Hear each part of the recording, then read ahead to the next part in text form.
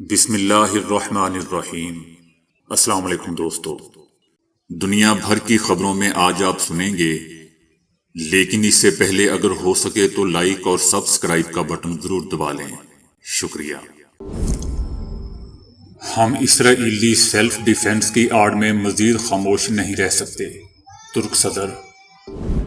اسرائیل نے بمباری سے اپنے ہی 50 صہیونیوں کو ہلاک کر دیا، مگر کیوں؟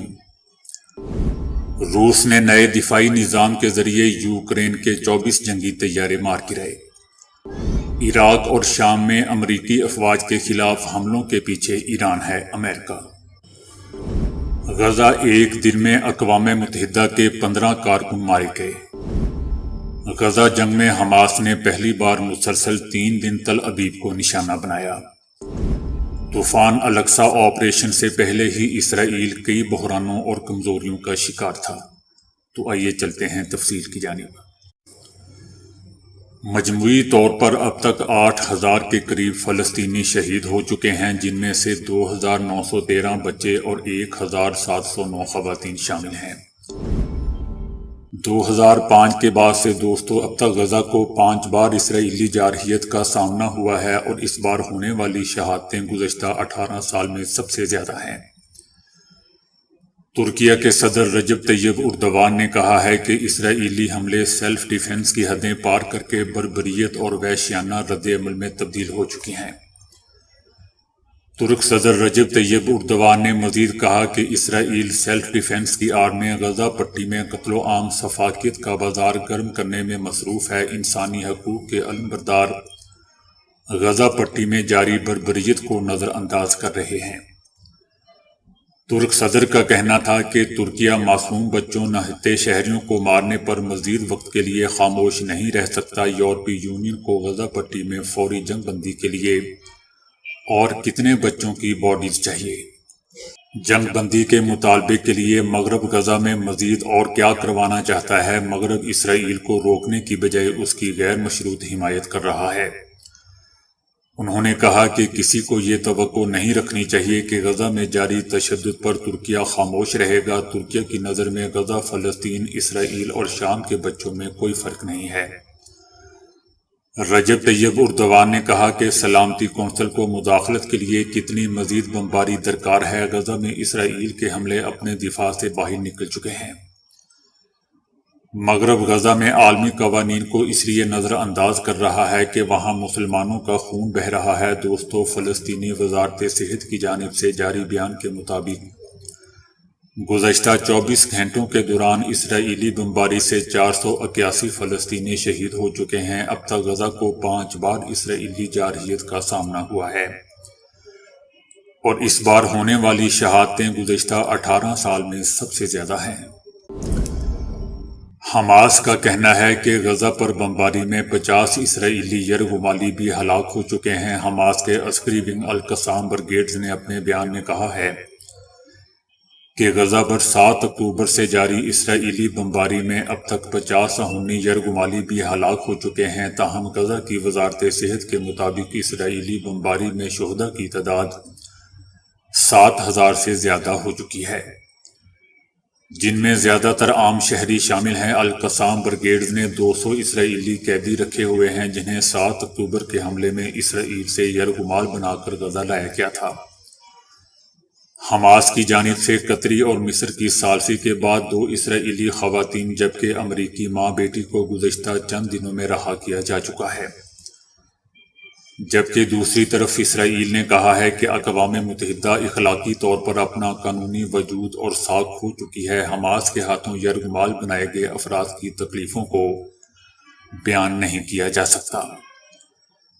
اسرائیل نے دوستو یہ مضحکہ خیز جملہ بھی کہا کہ حماس کے نزدیک فلسطینی قوم کی حالت زار اور تکالیف کوئی معنی نہیں رکھتی۔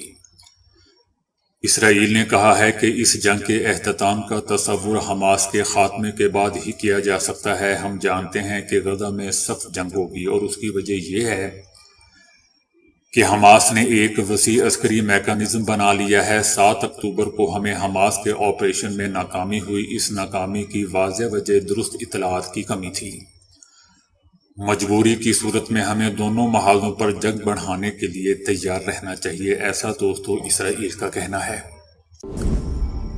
روس نے کہا ہے کہ روسی ایئر ڈیفنس نے بحر بالٹک کے اوپر 2 فضائی اہداف کا پتہ لگایا ہے۔ ملکی فوج کے پاس ایک نیا دفاعی نظام ہے اور اس نظام کی مدد سے اس نے گزشتہ چند دنوں میں یوکرین کے 24 جنگی طیارے مار گرائے ہیں۔ روسی ایئر ڈیفنس نے بحر بالٹک کے اوپر 2 فضائی اہداف کا پتہ لگایا اور ان کی شناخت اور ملک کی فضائی حدود کی خلاف ورزی کو روکنے کے لیے ایک لڑاکا طیارہ بھی روانہ کیا۔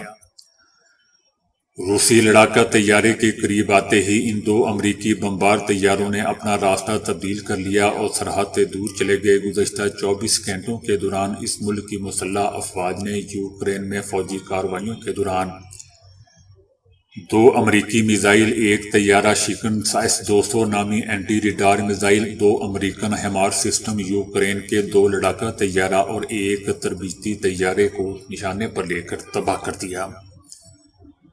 ہماری فوج کے ایئر ڈیفنس سسٹم اور الیکٹرانک جنگی آلات کے ذریعے یوکرین کے 4 حملہ آور ڈرون کو بھی تباہ کر دیا گیا، ایسا دوستو روس کا کہنا ہے۔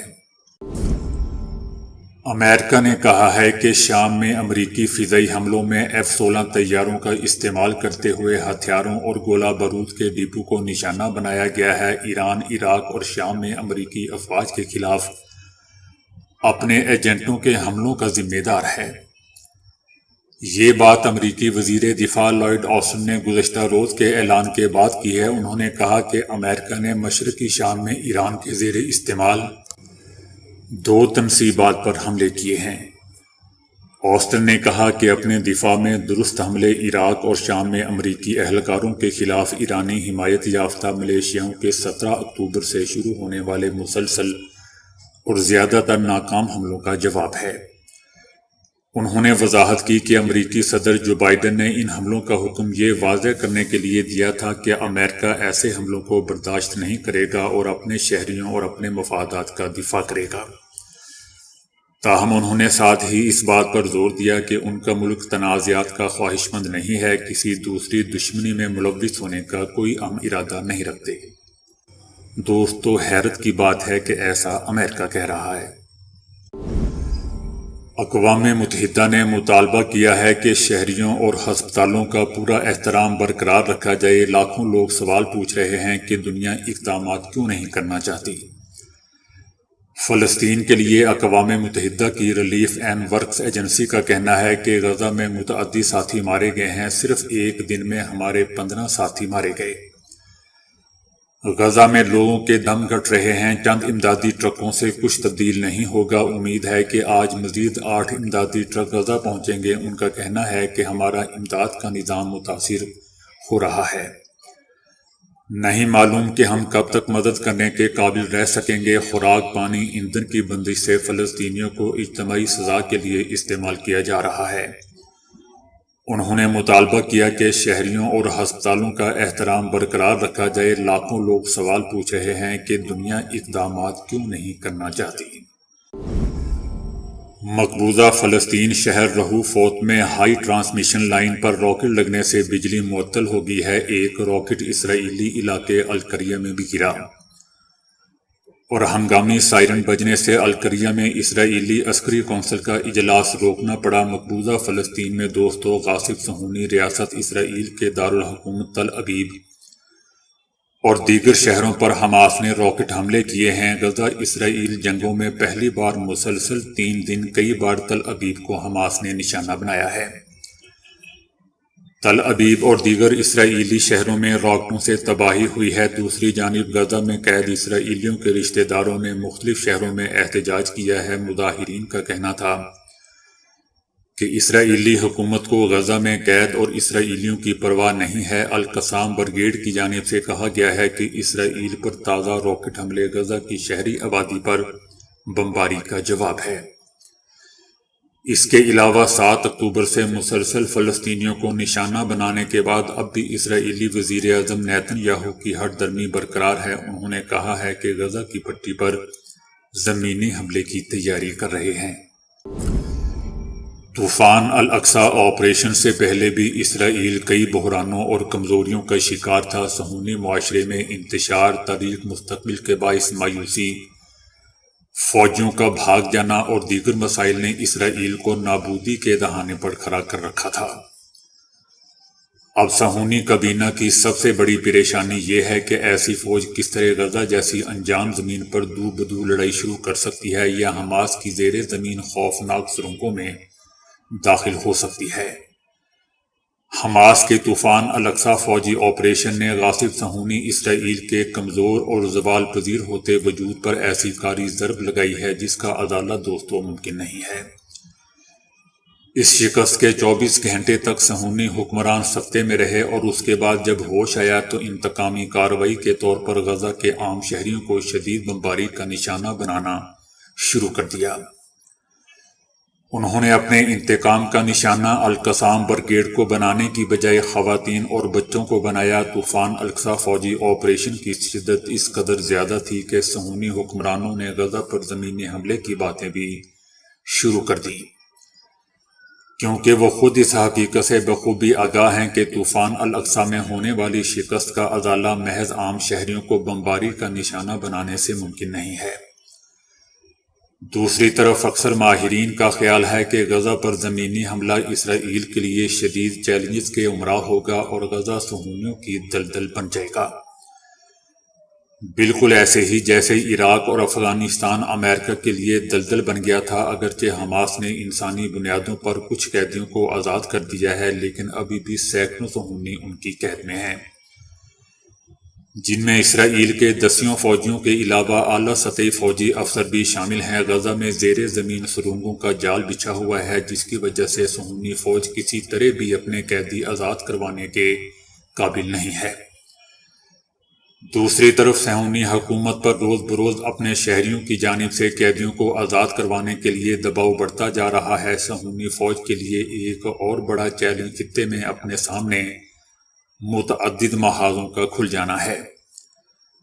تمام اسلامی مزاحمتی گروہ طوفان الاقصی فوجی آپریشن کی بھرپور حمایت کر رہے ہیں۔ حزب اللہ لبنان نے صہیونی حکمرانوں کو خبردار کیا ہے کہ غزہ پر زمینی حملے کی صورت میں وہ بھی شمال سے مقبوضہ فلسطین پر بھرپور حملہ شروع کر دے گی، لہذا اسرائیل غزہ میں زمینی کارروائی شروع کرنے میں ہچکچا رہا ہے۔ حزب اللہ لبنان نے بھی مقبوضہ فلسطین کی شمالی سرحد پر محدود فوجی کارروائیوں کا سلسلہ شروع کر رکھا ہے، جن میں آئے دن متعدد صہیونی فوجی ہلاک اور زخمی ہو رہے ہیں۔ یہ آغاز ہے دوستو، اور غزہ پر صہیونی فوج کے زمینی حملے کی صورت میں حزب اللہ لبنان کی فوجی کارروائیوں کا دائرہ بھی وسیع ہو جائے گا۔ اسرائیل نے حزب اللہ لبنان کی فوجی کارروائیوں کے نتیجے میں اپنی اکثر سرحدی بستیاں خالی کروا لی ہیں اور لبنان حکومت پر اپنے خلاف فوجی کارروائیاں رکوانے کے لیے دباؤ ڈال رہی ہے۔ دوسری طرف عراق کے اسلامی گروہوں نے بھی اسرائیل کے خلاف جنگ میں شامل ہونے کے لیے تیاری کا اعلان رکھا ہے۔ اسی طرح یمن بھی نہ صرف مکمل طور پر تیار ہے بلکہ گزشتہ چند دنوں میں اسرائیل پر میزائل حملے بھی انجام دے رہا ہے۔ اسرائیل کے اتحادی مغربی ممالک بھی غزہ جنگ میں ایران کی ممکنہ مداخلت سے شدید پریشان ہیں۔ امریکہ، فرانس، برطانیہ، جرمنی اس بات سے خوفزدہ ہیں کہ کوئی بھی نیا محاذ کھل جانے کی صورت میں اسرائیل مکمل شکست سے دوچار ہو جائے گا۔ حماس نے اعلان کیا ہے کہ اس کے 40,000 مجاہدین حاضر سروس ہیں، جبکہ ہزاروں کی تعداد میں ریزرو فورسز بھی موجود ہیں جو ہر ممکنہ جنگ میں دشمن کو حیران کر دیں گے۔ حماس نے صہیونی دشمن کو خبردار کیا ہے کہ اگر غزہ میں داخل ہوئے تو انہیں بہت بڑے سرپرائز ملیں گے۔ نیتن یاہو غزہ پر ہر قسم کی زمینی کارروائی شروع کرنے کے لیے دوستو شدید مایوسی کا شکار ہے۔ وہ ایک طرف صہیونیوں کو یقین دلاتا ہے کہ بہت جلد غزہ پر زمینی حملہ شروع ہونے والا ہے، جبکہ دوسری طرف اب تک کئی بار زمینی حملے کو مؤخر کر چکا ہے۔ ابھی تک یہ بھی واضح نہیں کہ آیا صہیونی فوج غزہ پر زمینی کارروائی کرے گی بھی یا نہیں۔ صہیونی میڈیا نے حال ہی میں غزہ پر زمینی حملے کا فیصلہ واپس لیے جانے کی خبر دی ہے۔ میڈیا نے اعلان کیا ہے کہ صہیونی فوج غزہ پر زمینی حملہ کرنے والی تھی، لیکن نیتن یاہو نے سیاسی وجوہات کی بنا پر اس حملے کو مؤخر کر دیا ہے۔ یہ سن کر آپ کو حیرت ہوگی کہ وادی تیرہ میں لڑائی میں بے گھر ہونے والے 12,000 سے اوپر خاندان گزشتہ 10 سال سے انتہائی غریبی کی حالت میں غاروں میں رہنے پر مجبور ہیں۔ مختلف لڑائیوں میں فتح کی بات تو ہوتی ہے تو ان لوگوں کی بے مثال قربانیوں کا ذکر اس میں کم ہی سننے کو ملتا ہے۔ یہ خاندان وادی تیرہ کے علاقے رجگل سے تعلق رکھتے ہیں، جن کے گھر لڑائیوں میں تباہ ہو گئے، لیکن انہیں کبھی IDPs میں شمار نہیں کیا گیا۔ چنانچہ انہیں کسی بھی طرح کی حکومتی امداد کبھی نہیں مل سکی اور یہ لوگ انتہائی غریبی کی حالت میں غاروں میں زندگی کے دن پورے کر رہے ہیں۔ ان غاروں میں رہنے والے ایک خاندان کا سربراہ شہزاد بتاتا ہے کہ انہیں اس غار میں رہتے ہوئے 10 سال ہو چکے ہیں۔ ان کا خاندان 10 افراد پر مشتمل ہے اور وہ مزدوری کر کے ان کا پیٹ پال رہے ہیں۔ دن بھر محنت کے عوض 500 روپے ملتے ہیں، جن میں خاندان کے لیے 2 وقت کی روٹی بھی مشکل سے آتی ہے۔ دوستو، اونٹ کا گوشت عام طور پر بہت کم ہی کسی کو میسر آتا ہے، لیکن بڑی عید کے خاص موقع پر یہ گوشت بھی بعض مقامات پر لوگوں کو میسر آ ہی جاتا ہے۔ ماہرین کے مطابق اونٹ کا گوشت پرانے بخار، ارک النساء، کالا یرکان اور ہیپاٹائٹس سی میں مفید ہے، جبکہ اس کی چربی کا لیپ جوڑوں کے درد میں بھی فائدہ پہنچانے کی صلاحیت رکھتا ہے۔ اونٹ کے گوشت کو امراض قلب میں مفید اور تمام ضروری معدنیات اور وٹامن سے بھرپور پروٹین کے حصول کا مؤثر ذریعہ بھی قرار دیا گیا ہے۔ دوستو، یاد رہے کہ ماہرین کا کہنا ہے کہ اونٹ کا گوشت نمکین ہوتا ہے، اس لیے ہائی بلڈ پریشر کی انتہائی پیچیدگی میں اس کے استعمال سے گریز کیا جانا چاہیے۔ تو دوستو، ابھی کے لیے اتنا ہی۔ ویڈیو کو لائک اور شیئر کرنے کا بہت بہت شکریہ۔